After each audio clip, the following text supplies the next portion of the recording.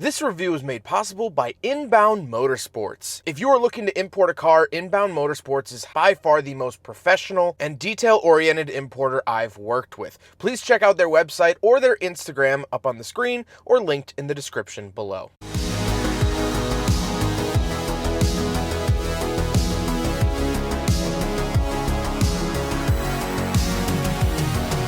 Alright, what's up guys? My name is Zach and today I am driving a 1994 Honda Civic Beagle. Up front is a 1.6 liter inline 4 and down below is a 6-speed manual transmission. Now I am super excited to be driving this Civic Beagle because we got a version of this here in the States known as the Wago van, and I've never driven one of those, but today I'm driving the Japanese version, and this is known as the Beagle, which is just a strange trim level of the Honda Civic. So there's going to be a lot to share today. I think this is kind of an important car in Honda's history, so buckle up. It's going to be a weird one. But if you'd like to submit your own vehicle, you can head on over to my website, zackpradel.com/submit. It's a quick and easy submission form. It takes under a minute to fill out, and I come out to you. But let's get back to that 1.6 liter under the hood, known as the D16. Well, we got this engine in pretty much all of our Civics here in the States, and so it's a single overhead cam, 4-cylinder, making anywhere in the high double digits of horsepower. It's nothing crazy, but what it is reliable. It's a good, solid engine, and I don't really have any complaints about it. Now, like I said, paired to it is technically a 6-speed. The reason I say technically is because this actually has a really low gear called SL, or super low, which is definitely very interesting. One of the earliest Honda Civics to have a technically 6-speed manual transmission.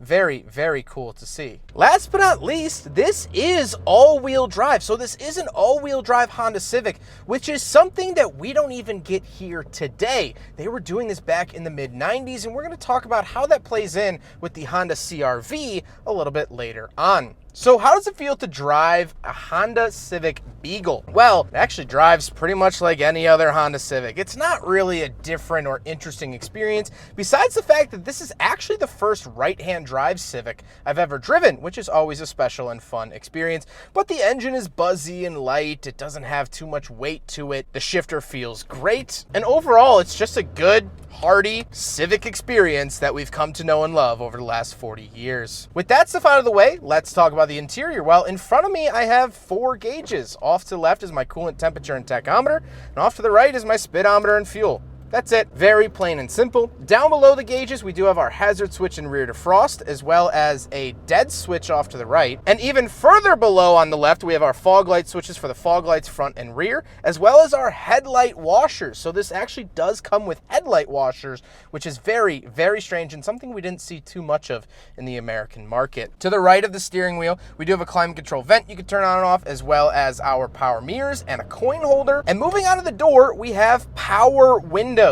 Again, something we did not get here in the United States in this era for Honda Civic was the power windows. The Canadian market Honda Civic SI was the only one in this era to get power windows on this side of the Pacific. So very, very cool to see that, and definitely very cool to see that the driver's window is auto in 1994. Moving into the center, we have 2 climate control vents and a digital clock, as well as our air conditioning options, which has auto air conditioning. Fantastic features for a 1994 model year vehicle. Absolutely wonderful to see that, and just goes to show you that Japan really saved their best products for their own home market. Then we do have an aftermarket radio because most radios from the 90s eventually get swapped out. Cigarette lighter, ashtray, cubby, and the shifter. Like I said, that shifter has a really weird gear on it, SL, super low, which is just strange to see, but other than that, feels great, works wonderfully, and now I can officially tell you that shifting a Honda transmission from the 90s with my right hand is just as good with my left. Then we do have a handbrake in the center and no cup holder, so unfortunately the Civic Beagle fails the big friggin' bottle test, but absolutely to be expected.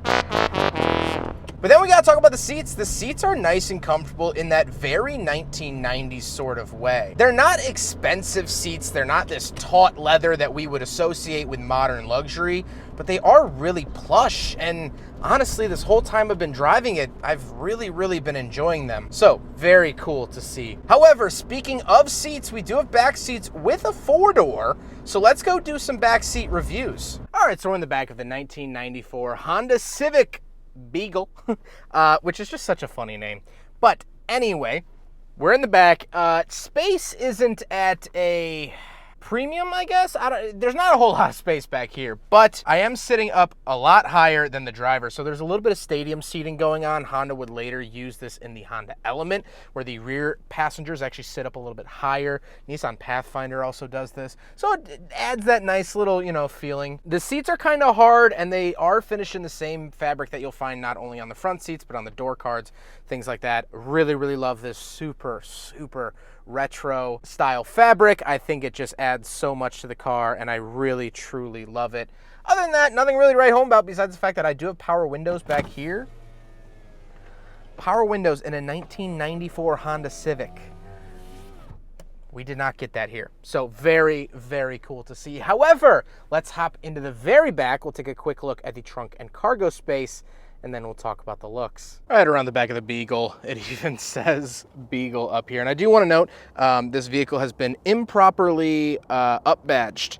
So that is not correct. Dual overhead cam on the side is not correct, just so you're aware. But popping into the back here, pulling it up, and once we are back here, you can see that there is tons of storage space, by far more than any Civic that was out at this era, and I would say even more than modern Civics, but that's not saying a whole lot with crash safety. Trunks have gotten so small these days. Anyway, we do have some cubbies back here, which is really nice to see, especially because there wasn't a third row, so this is just for storage, which is really cool. We also do have these big doors we can open, some more storage found in there and over here. Love to see all of that, but overall, tons of space packed into this tiny little shoebox of a Honda Civic. Now we gotta talk about the looks, and first of all, you gotta love this super 90s color, and just looking at this, you could tell that it is something a little bit different. Now, we did get an American market version of this car, but still, just seeing a sort of wagon EF hatchback Civic is just strange, very strange, and so I really enjoy looking at it. However, with all of that being said, let's get on to my final thoughts. What do I think driving basically my first Wago van, but also a Honda Civic Beagle from 1994? Well,